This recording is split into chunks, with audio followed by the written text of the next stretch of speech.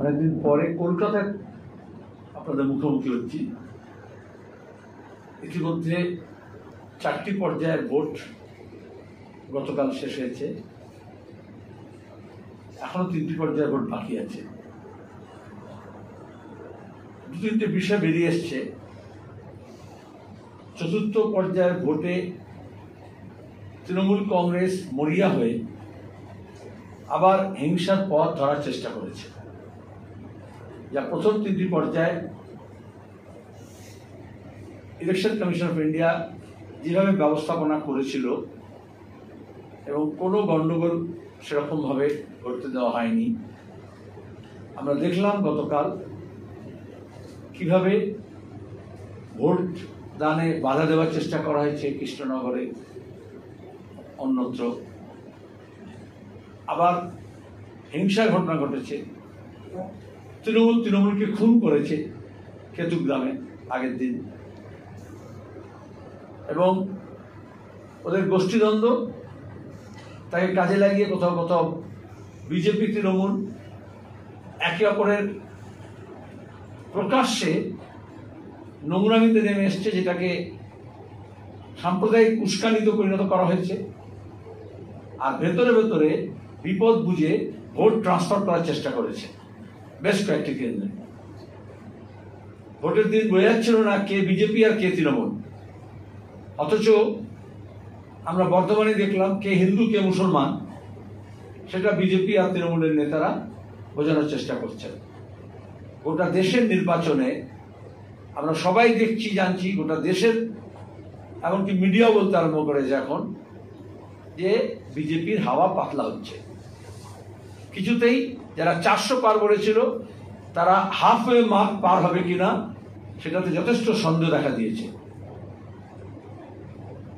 আর হাওয়া মোরগের মতো মমতা ব্যানার্জি অগ্নি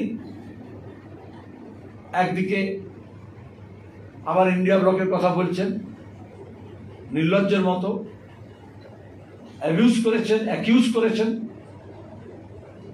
জাতীয় কংগ্রেসকে, সিপিআইএমকে, বামপন্থীদেরকে। একদিকে মোদীকে প্লিজ করার জন্য তার পুরনো ভূত আবার মাথায় চেপেছে।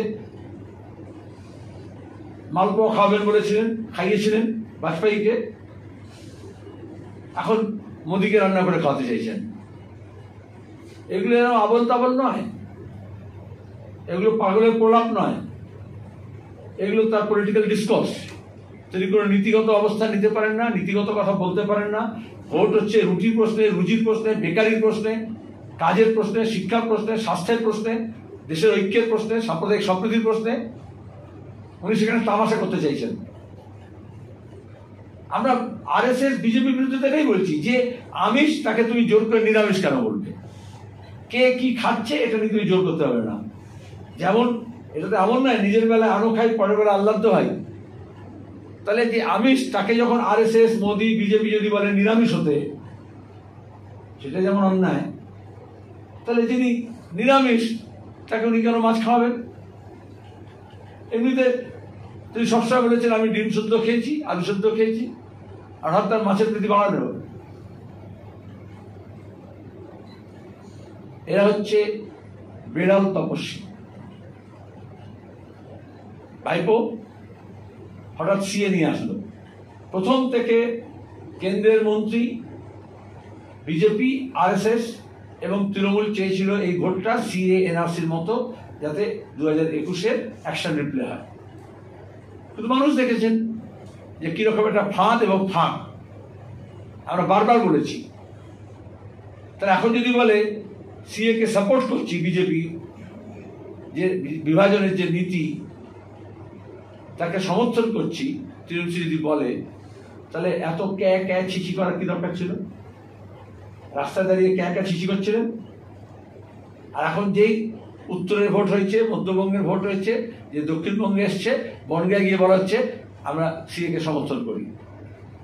আমরা তো সিএ কে ইন্ডিয়া ব্লক তো নীতিগতভাবে বিরোধিতা করেছে, এবং এটা আরএসএস বিজেপি স্লোগান। সিএ কেন করেছে? Two accomplish the unfinished task of partition. তারা দেশভাগের যে স্কার আছে তাকে তুলে ধরে বাঙালি জাতিসত্তা, যেটা অখণ্ড জাতিসত্তা, তাকে বিভাজিত করতে চাইছে এবং নাগরিকতাকে হাতিয়ার করে নিয়ে তারা বোঝাতে চেয়েছিল। কিন্তু সেই মতুয়া সম্প্রদায়ের মানুষ, সেই সাধারণ যারা এসছেন পূর্ব বাংলা থেকে, তারা এখানে যারা দীর্ঘদিন বসবাস করছেন, তারা কেউই সিএ যে রুলস বেরোলো, এত ঢাকঢোল পিটিয়ে এত অপেক্ষা করার পরে একজন আবেদন করেননি। তাতেই তো বিজেপির মুখে গোবর লেগে দিয়েছেন। যে বিজেপির নেতারা বলেছিল, এমএলএ মন্ত্রীরা বলেছিল যে আমি অ্যাপ্লাই করব, সে অ্যাপ্লাই করেনি।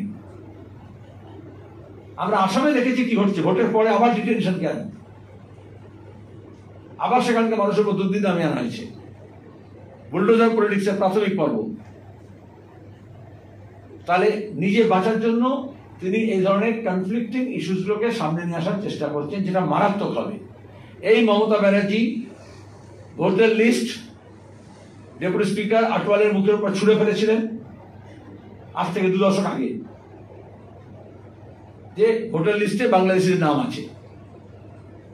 তখন তিনি আদবানি বাজপেয়ীর কোলে, এনডিএর পার্টনার, ইউপিএ গভর্নমেন্ট চলছিল। আমরা জানি তার 2 দশক আগে আসামে মঙ্গলদৈ উপনির্বাচন ছিল। মঙ্গলদৈ বিধানসভার উপনির্বাচনের সময় অসমীয়া জাতীয়তাবাদীরা তখন বলেছিল এখানে বাংলাদেশি ভোটার আছে এই লিস্টে, এই জন্য উপনির্বাচন হতে দেব না।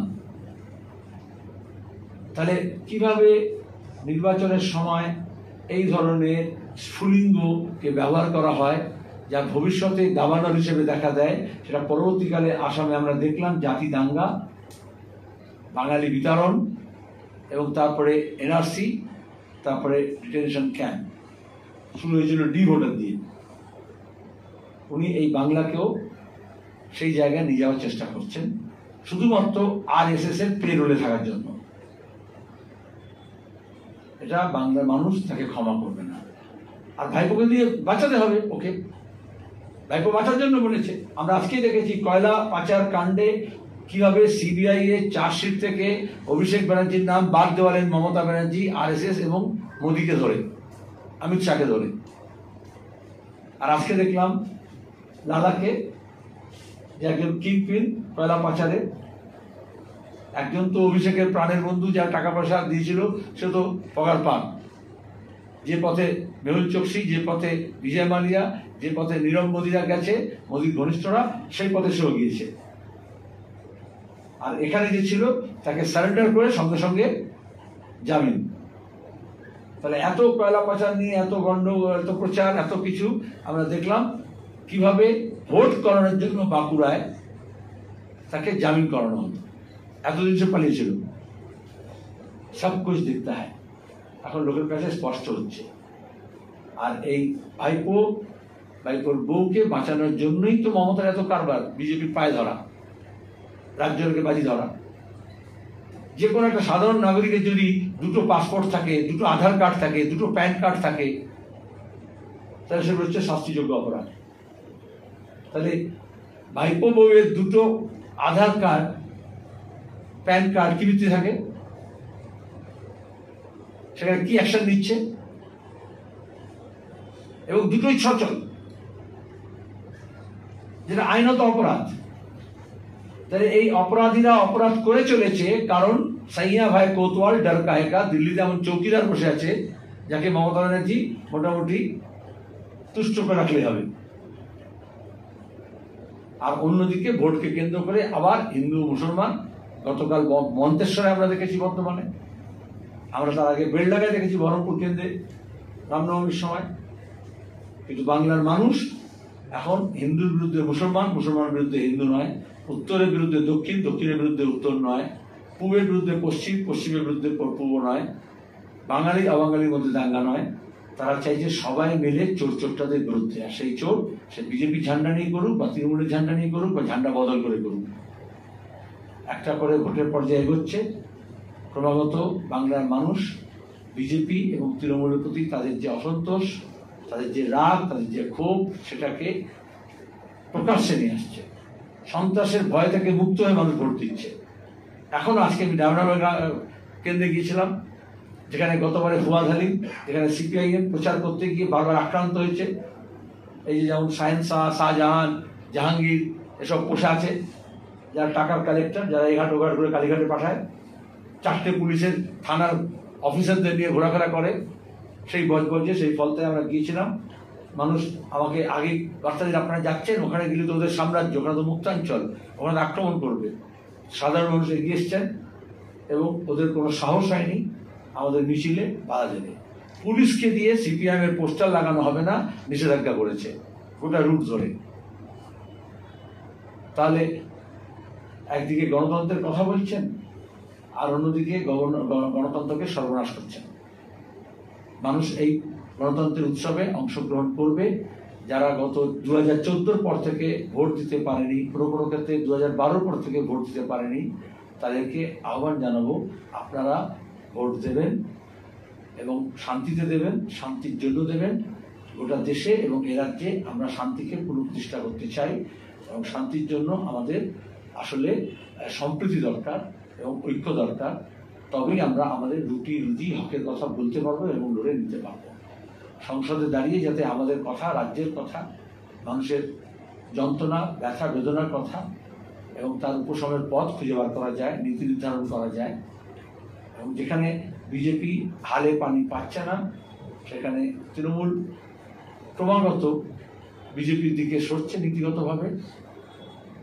আরএসএস আগেই বলেছে বাম না আসার জন্য, দরকার হলে তৃণমূলই ভালো, কিন্তু তৃণমূলকে মানুষ পছন্দ করছেন না। এক একটা ধাপে বাম এবং কংগ্রেসের সমর্থন বাড়ছে। আগামী কয়েকদিনও আমাদের কর্মীরা দাঁতে দাঁত চেপে মাটি কামড়ে লড়াই করবেন। অনেক মানুষ যারা বাম এবং কংগ্রেসের কর্মী নন, তারাও এই অভিযানে সামিল হয়েছেন, তাদেরকে ধন্যবাদ জানাবো। এবং আগামী কয়েকদিন এই প্রচন্ড দাবদাহের মধ্যে, গরমের মধ্যেও নির্বাচনী প্রচারে তারা অংশগ্রহণ করবেন। তার সঙ্গে দাঁড়িয়ে বাম এবং কংগ্রেসের প্রার্থীদের জয়ী করবেন।